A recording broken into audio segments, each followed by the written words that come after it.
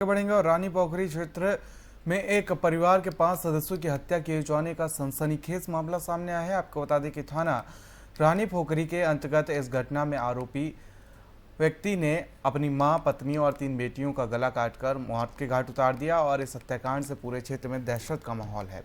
Police ने हत्या का आरोपी व्यक्ति को गिरफ्तार कर लिया है और देहरादून के एसएसपी दिलीप सिंह कुंवर ने बताया कि आरोपी महेश तिवारी कोई काम धंधा नहीं करता था, जिसके चलते घर में रोजाना विवाद हुआ करता था।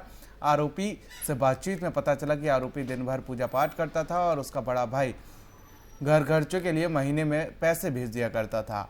अपने बड़े भाई के घर में ही अपने पूरे परिवार के साथ आरोपी रह रहा था और इस बात को लेकर उसकी पत्नी और उसके बीच रोज विवाद हुआ करता था, जिससे तंग आकर आरोपी महेश तिवारी ने अपनी पत्नी, बेटियों और मां को धारदार हथियार से मौत के घाट उतार दिया।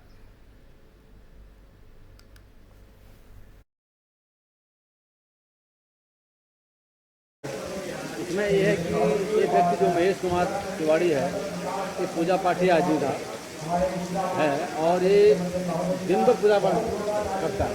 इसी बात को लेकर के अक्सर पति पत्नी में कहासुनी होती थी, क्योंकि धर्मपत्नी इसको इस बात पर टोकती थी कि भाई आप कुछ करिए, काम करिए। और इसका पूरा खर्चा, जो घर का जो खर्चा चलता था, इसके बड़े भाई साहब हैं उमेश कुमार, तो वो जो है स्पेन में काम करते हैं, वहाँ योगा टीचर हैं। तो वो उनके बेसिकली 15-20 हज़ार रुपया जो है मंथली वाइज खर्चा देते थे। आज सुबह जब लगभग 6:30 पौने 7 के लगभग जो है तो पूजा कर रहे थे और उनकी धर्मपत्नी ब्रेकफास्ट तैयार कर रही थी। इसी बात को लेकर के फिर पूजा को लेकर के और कुछ आपत्ति व्यक्ति और ब्रेकफास्ट बनाने में मदद करने की गुहार उसने लगाया था। उस पर ही इरिटेट होकर के उसने अपनी धर्मपत्नी का पहले मर्डर किया, एक जो छोटी बच्ची है अन्नपूर्णा उसका मर्डर किया, फिर 2 बच्चियाँ और थी उनका मर्डर किया, फिर अंततः उसने अपनी जो उसकी जो माता जी हैं वो विकसित महिला हैं, 75 ईयर्स ओल्ड हैं, उसको फिर मर्डर किया। 5 का ब्रूटल मर्डर किया गया था।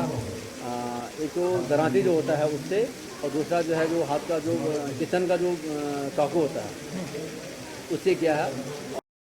तो खबर विकासनगर से, जहां पर आपको बता दें नशे के विरुद्ध ग्राम पंचायत डुमेट और बड़वाला के ग्रामीणों ने एकजुटता का संदेश देते हुए एक गोष्ठी का आयोजन किया और पुलिस के साथ नशा मुक्ति अभियान के तहत एक रैली निकाली गई, जिसमें दोनों ग्राम पंचायतों के युवाओं और युवतियों ने बढ़ चढ़कर हिस्सा लिया। और वहीं डाकपत्थर चौकी इंचार्ज अर्जुन गुसाई ने स्थानीय दुकानदारों और बस्ती वालों को सशक्त निर्देश दिए कि यदि कोई भी किसी भी प्रकार के नशीले पदार्थ को बेचता हुआ या उसका सेवन करता हुआ पकड़ा गया तो उन पर उचित कार्रवाई की जाएगी। बताते चले कि रैली में आए युवक और युवतियों ने यह संकल्प लिया कि वो अपने क्षेत्र के साथ साथ अपने घरों पर भी लोगों को नशे के प्रति जागरूक करेंगी और किसी भी प्रकार का नशा नहीं करने देंगी। तो वहीं दोनों ग्राम पंचायतों के ग्रामीणों द्वारा उठाए गए इस कदम पर संजीव बिहारी पंक्तियां बिल्कुल सटीक बैठती हैं और आपको बता दें कि नशा को लेकर यह अभियान छेड़ा गया था।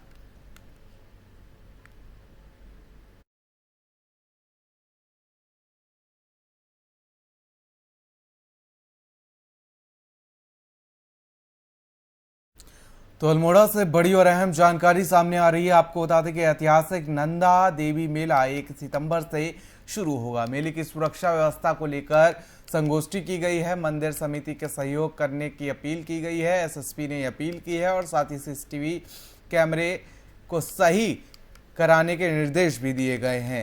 ये बड़ी अपडेट आपको बता दें कि मंदिर समिति से सहयोग करने की एसएसपी ने अपील की है। सुरक्षा व्यवस्था को लेकर चाक चौबंद प्रबंध किए गए हैं। सीसीटीवी चेक करने के साथ ही खराब कैमरों को सही कराने के निर्देश भी दिए गए हैं। नंदा देवी मेला 1 सितंबर से शुरू होगा और उसी को लेकर तमाम तैयारियां पूरी की जा चुकी हैं और कुछ तैयारियों को लेकर आपको बता दें कि लगातार एसएसपी अभियान छेड़े हुए हैं और 1 सितंबर से पहले तमाम तैयारियों को पूरा करने के सभी अधिकारियों को निर्देश दे दिए गए हैं।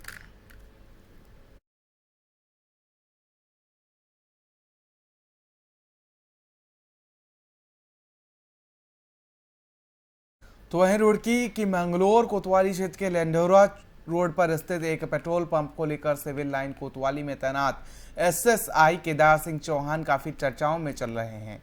पेट्रोल पंप को स्थापित करने वाले आनंद कुमार का आरोप है कि उनके द्वारा साल पहले कड़ी मेहनत से पेट्रोल पंप स्थापित किया गया जो निर्मल चौहान के नाम है। तो वहीं आपको बता दें कि आज पीड़ित आनंद कुमार ने आरोप लगाया कि केदार सिंह चौहान वर्दी पहनकर पेट्रोल पंप पर आकर अक्सर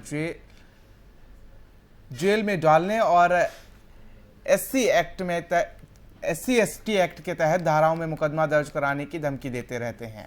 अनंत कुमार के द्वारा केदार सिंह चौहान की पत्नी के साथ हुए समझौते के कागजात दिखाते हुए भावुक हो गए और कहने लगे कि अगर इसी तरह से परेशान किया जाता रहा तो वो शहर से पलायन करने को मजबूर हो जाएंगे। एक CCTV वीडियो भी उनके द्वारा उपलब्ध कराया गया जिसमें दरोगा बबर्दी पेट्रोल पंप के ऑफिस में बैठा है और कागजात देख रहा है। मेज की अलमारी से भी कागज निकाले जा रहे हैं।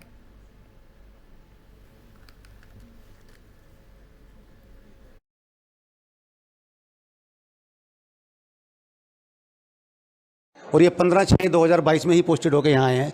इनकी पत्नी के नाम पे एक पंप 2014 में हमने मंगलौर क्षेत्र में लगाया था जो कि ST कैटेगरी का था। तो पार्टनरशिप डीड के हिसाब से 10% की पार्टनरशिप इनकी उसमें है, बिना किसी पैसे के, बिना किसी खर्चे के। सिर्फ लाभ में से 10% इनका है। और ये जब से यहाँ रुड़की में पोस्टेड होकर दोबारा आए हैं, ये पूरा पंप कब्जा करना चाहते थे और ये अपनी मंशा में कामयाब भी हो चुके हैं। हमारे ऊपर झूठे मुकदमे दर्ज करवा दिए इन्होंने। पंप पे जाके तोड़फोड़ करी 21 तारीख को, ताले तुले तोड़े सारे, जो डॉक्यूमेंट्स थे वहाँ निकाल लिए होंगे, नहीं निकाले मुझे कुछ नहीं पता। अभी हमारे ऊपर तो मुकदमे दर्ज करवा दिए इन्होंने। लेकिन SP देहात श्री परमिंदर डोभाल जी ने हमें पूरा आश्वासन दिया कि अनंत जी गलत नहीं होगा आपके साथ और पूरी निष्पक्ष जांच होगी, जो भी दोषी होगा उसको इसमें सजा दी जाएगी। पहले से पहाड़ पे ये हो सकता कोई साजिश हो, क्योंकि उन्होंने मुझे ये कहा था कि पहाड़ पे तो कोई कमाई होती नहीं और नीचे पोस्टेड करा रहा हूँ तो मुझे इसके लिए कुछ पैसों की खर्चा भी देना पड़ेगा। तो मैंने भी कुछ इनको धनराशि दी कि चलो इनका उधार दे रहा हूँ जी, वापस कर दूंगा मैं आपको। अब इन्होंने कहाँ दिया, क्या किया, मैं इस बारे में कुछ नहीं जानता। इनकी कितनी हिस्सेदारी थी और आपकी? देखिए, हिस्सेदारी उनकी है। हम पहले इसमें 5 पार्टनर थे, 6। वो आस्ता आस्ता अपना पार्टनर शेयर बेचते गए और मैंने सारे शेयर खरीद लिए। अब पंप के अंदर मेरी 78.5% की शेयर है और केदार सिंह 10 पैसे। फिलहाल क्या कोई धमकी दी जा रही है, आपके ऊपर और झूठे मुकदमे लगाए जाएंगे, आपको केसों में फंसाया जाएगा, क्योंकि मेरी पुत्र वधू जिला पंचायत बंगेड़ी से दावेदारी कर रही है। तो मुझे यही खतरा है कि मेरे एक ही मेरी पुत्र वधू और एक बेटा है, कभी किसी भी गलत चक्रव्यूह में फंसा के ऊपर कोई केस ना कर दिया जाए। मैं पंप देने को तैयार हूँ, नहीं कि पंप ले लें, लेकिन जो मेरा लगा है मुझे वो दे दे बस। कितना रुपया लगभग आपको? मेरा तकरीबन 60-65 लाख रुपया लगा हुआ है। जो मैंने पार्टनरों से सन 19 में पंप खरीदा है 70 लाख रुपए में, वो डीड मेरे पास है। जो पार्टनरों को पैसा दिया वो मेरे पास लिखा हुआ है, किस पार्टनर को कितना पैसा दिया। मैं ये चाहता हूँ कि प्रशासन मेरी मदद करे, मुझे इन झूठे मुकदमों से बचाए और जो कदर केदार सिंह चौहान पंप रखना चाहते हैं पंप रखें। मंगलौर थाने में भी मुकदमा दर्ज हुआ है? जी, मंगलौर थाने में मुकदमा हुआ? इसी मामले को लेके, क्योंकि फ्रॉड कर रखा है, झूठी डीड बना रखी है, बैंकों में अकाउंट खुलवा रखे हैं, ये सब कुछ झूठा है। बैंक खुद घर जाके अकाउंट खोल के आया है। अब ये कुछ भी कहते रहे, मैं उसके लिए कोई प्रूफ तो कर नहीं सकता। बहुत जल्दी में मुकदमा दर्ज हुआ, कोई जांच? एक दिन भी कोई जांच नहीं हुई, कोई पूछा नहीं गया। 1 घंटे के अंदर मुकदमा दर्ज होता है। मैं घर पे हूँ, रात को 8 बजे फ़ोन आता है मंगलौर कोतवाली से कि अरुण जी आपका नाम है। जी सर।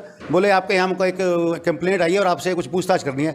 मगर सर मेरी भतीजी की शादी है, मैं वहाँ से आ जाऊँ फिर आपके पास मैं आता हूँ, आप मुझे टाइम दीजिए। बोले आप 22 तारीख को 23 तारीख को 11 बजे आ जाइए। ठीक है सर। 21 तारीख सुबह मुकदमा भी दर्ज हो जाता है मेरे ऊपर।